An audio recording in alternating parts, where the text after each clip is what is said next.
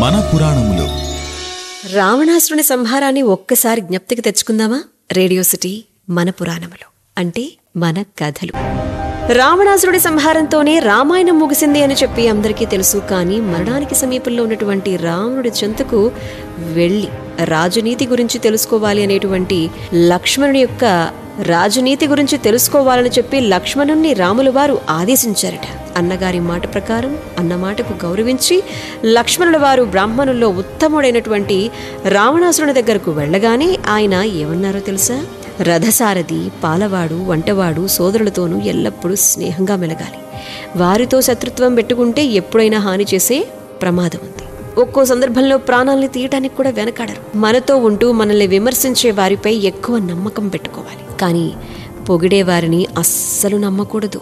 విభీషణుడి విషయంలో తాను చేసిన తప్పును పరోక్షంగా ప్రస్తావించారు. ఈ మాటతో ఆయన విజయం ఎల్లప్పుడూ నిన్నే వరిస్తుంది అని చెప్పి అనుకోవటం తప్పు.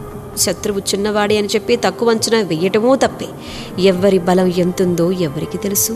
హనుమంతుణ్ణి కోతే కదా అని చెప్పి తక్కువ అంచనా వేసి చివరికి ప్రాణాల మీదకి తెచ్చుకున్నాను అని చెప్పి రావణాసురుడు లక్ష్మణుడితో చెప్పారట. ఇక రాజుకు యుద్ధంలో గెలవాలి అనేటువంటి కోరిక ఉండాలి, కానీ అత్యాసపరుడే ఉండకూడదు. దేవుణ్ణి ప్రేమించడం లేదా ద్వేషించడం చెయ్యాలి, కానీ దేనిపైనైనా కూడా అపారమైన దృఢ నిశ్చయంతో ఉండాలి.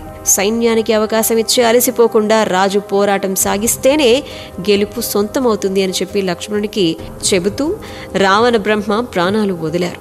ఆ కాలంలో ఆయన చెప్పిన ఆ మాటలు ఈ కాలంలో కూడా మన జీవితాలకు వర్తిస్తాయి. ఈ విషయాలు రామాయణంలోనే ఉన్నాయి. రావణుడు నోటి నుంచి వెలువడినటువంటి విలువైన మాటలు ఈ లోకానికి ఇప్పటికీ ఉపయోగపడతాయనేటువంటి ఆలోచన. అందుకేనేమో ఆ రోజు రాముల వారు లక్ష్మణుణ్ణి వారి దగ్గరకు పంపించి తెలుసుకోమని చెప్పారు. అంతేనంటారా?